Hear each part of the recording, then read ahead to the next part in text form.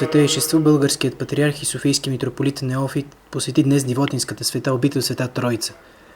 Повод за пастирското посещение на Светейшия български патриарх бе храмовия празник на древната света обител, която тази година навършва 970 години от основаването си. В ранната утрин негово святейшество бе посрещнат от архимандрит Пахомий, игумен на Дивотинския манастир и братството към светата обител. С топли думи архимандрит Пахомий честити празника на Светейшия патриарх и изрази своята духовна радост от пастирското посещение.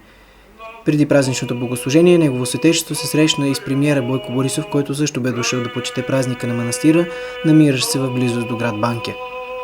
Тържественото богослужение бе водено от бранитския епископ Григорий, викарий на Софийския митрополит, в съслужение с архимандрит Герасим, главен секретар на Светия Синод и брат на Светата обител, архимандрит Пахомий, игумен на манастира и духовници от столицата.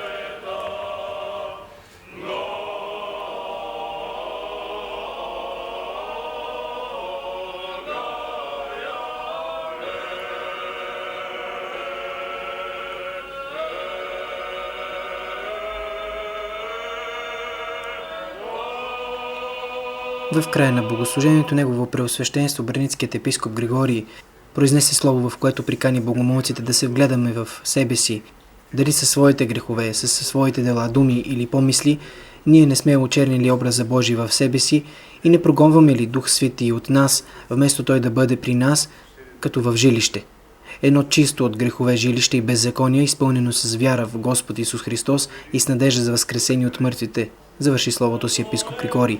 След словото му бе изпято гръмко многолетствие, а след това архимандрит Пахомий се обърна с благодарност към негово святейшество българският патриарх Неофит и изказа своите благодарности за това, че светейшият патриарх посети Дивотинската света обител.